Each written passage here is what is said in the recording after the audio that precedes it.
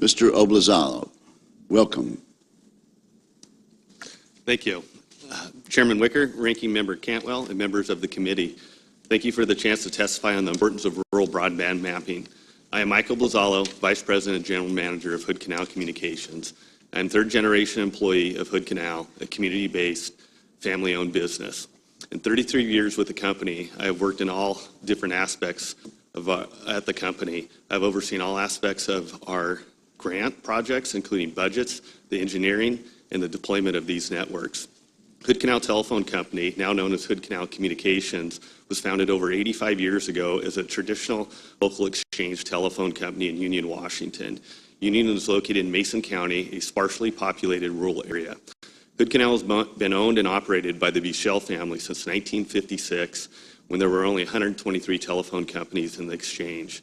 The family's commitment to the local community led to the addition of cable TV services in 1971, dial-up internet in the 1990s, and higher-speed broadband in 2000. Hood Canal currently employs 40 members of our community, and we frequently are recognized for the awards for both our community involvement and our broadband deployment efforts. Hood Canal has received several USDA grants and loans to deploy broadband to tribal areas, upgrade our existing networks, and expand services into the unserved and underserved. Limited resources and a tight financial market make deployment difficult without financing available without a partner like the USDA. At the same time, predictability and sufficient support from the Federal Universal Service Fund is essential within our traditional incumbent service area to make the business case for investment and to ensure consumers can obtain services at affordable rates.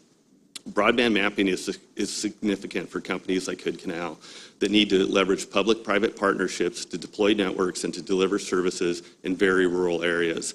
But the lack of accurate maps makes for a challenging process to determine potential areas for broadband deployment and the availability of funding. The accuracy of broadband availability maps is often in question, as maps show service as available where consumers cannot get them at all. In other places, these maps show speeds available at levels that cannot be consistently delivered. There are several reasons why these issues arise. First, current broadband maps are based largely on the information received by the providers. While providers certify the accuracy on the reports, the processes to verify the information can vary greatly, if at all exist. Second, on the report feeds into the FCC's broadband map, a census block is reported as simply served if one location in that block can be served by a provider. Third, the current standard for reporting in areas served depends on the advertised rather than actual speeds, and also shows an area served if a provider believes it could deliver the service at some time soon in the future.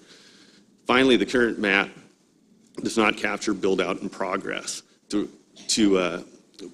Progress and pursuant to the government initiatives like the FCC's USF or the RUS landing and grant programs.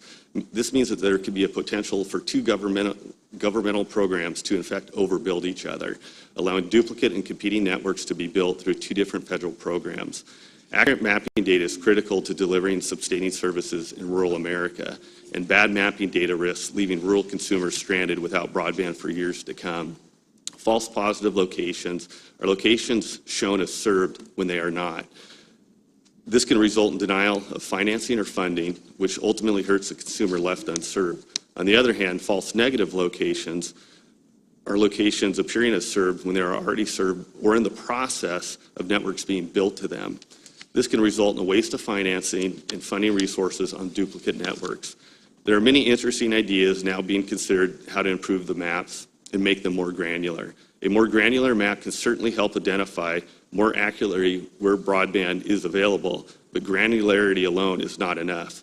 While getting more granular is useful, a meaningful challenge process is critical to validate the data prior to any map being used by the FCC or the RUS to make final decisions on funding or financing.